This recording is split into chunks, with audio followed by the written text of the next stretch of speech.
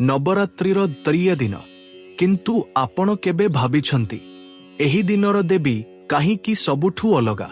काहींकी एही दिन तपस्या और त्यागर पूजा करा जाए? एवं सतरे कौन माँ ब्रह्मचारिणी हजार हजार वर्ष धरी खाद्य और पानी बिना तपस्या करिथिले? आजिर एही भिडियो रे आपण जानिबे माँ ब्रह्मचारिणी को संपूर्ण कथा, तांकर तपस्या, तांकर शक्ति एवं सठिक पूजा विधि। माँ ब्रह्मचारिणीर अर्थ। माँ ब्रह्मचारिणी नवरात्रिर तृतीय रूप अटंती। ब्रह्म र अर्थ हेउछि तपस्या, चारिणी र अर्थ हेउछि आचरण करुथिबा, अर्थात जिए तपस्या और संयमर पालन करती। सती ठारू ब्रह्मचारिणी।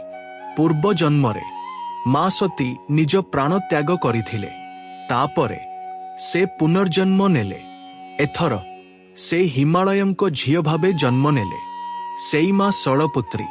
किंतु तांकर लक्ष्य बाकी थिला भगवान शिवंकु पुनर्बार पति भावे पाइबा।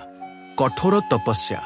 माँ ब्रह्मचारिणी संकल्प कले से शिवंकु पाइबा पाई कठोर तपस्या करिवे।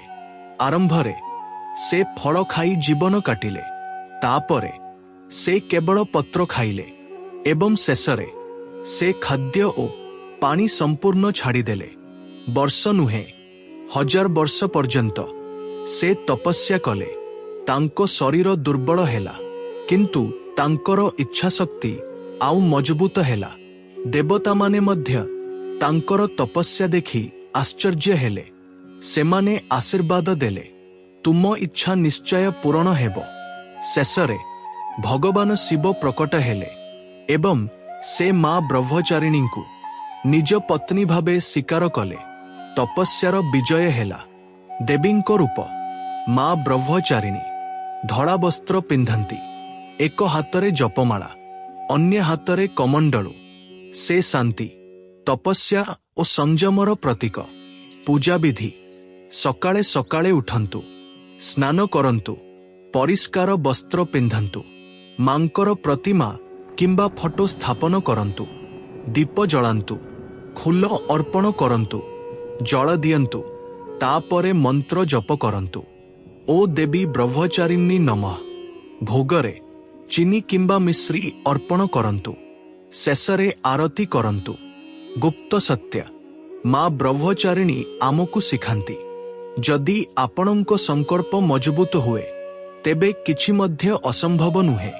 तपस्या अर्थात परिश्रम एवं सफलता हेउछि ताहार फल। एहा थिला माँ ब्रह्मचारिणी संपूर्ण कथा और पूजा विधि। जदि आपण जीवन रे सफलता चाहुछंती तेबे एही नवरात्रि रे मांको पूजा निश्चय करंतु। कमेंटरे लेखंतु जय माता दी। वीडियो को लाइक करंतु एवं चैनल को सब्सक्राइब करिबा को भूलंतु नाही।